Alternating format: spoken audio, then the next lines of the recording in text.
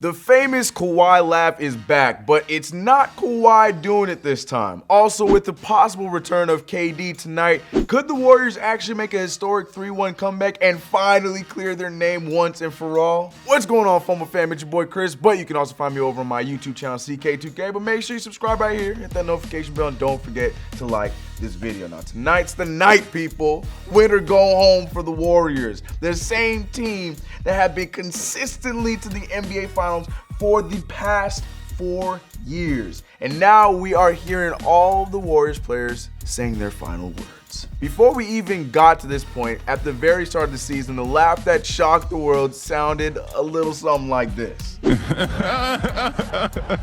Everyone heard it, laughed at it, and memed it, and now Klay Thompson decided to bring it back here in the NBA Finals. He was talking during his media day availability when the question was asked about the Warriors being able to turn things around, and here's what Klay's response was. Gonna see a game 5 Klay instead now?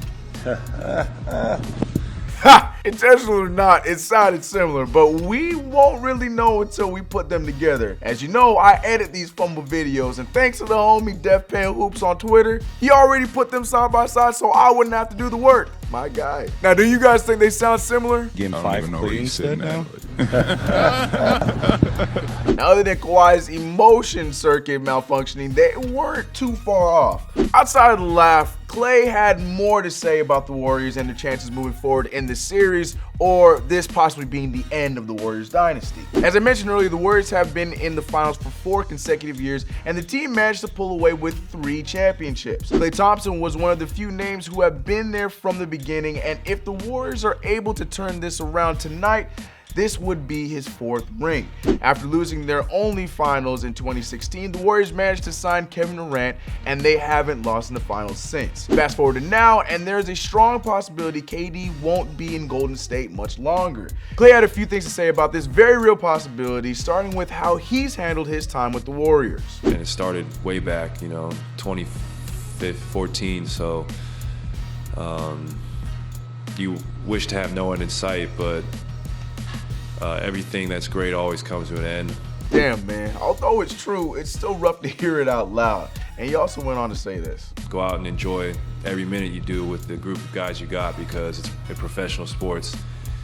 Nothing's ever guaranteed. And you can, look back on any professional league and see that there's so many examples in the history of the sport. So that's what keeps me in the present moment. Again, very true. Now, like Durant, Klay will also be a free agent this coming July, and although I strongly believe he won't go anywhere, no one will really actually know until July. So before we get there, though, we need to see who will win the Larry O'Brien Trophy, and all signs are pointing to Toronto. Now, unless you're Steph Curry or Draymond Green, that is. The finals could end tonight in Toronto if the Raptors are able to finish the job, but Steph and Draymond are hell-bent on making the comeback that they were unfortunately on the other side of in 2016. Now, we also remember that the Warriors were also on the right side of a 3-1 deficit that same year when they were trailing against KD and the Thunder. Here's what Steph said about this challenge. In our locker room, we were talking about believing. Everybody out there, believe that we can get this done. And we got, like I said, we can draw on those experiences that we had, back in the day and see what happens.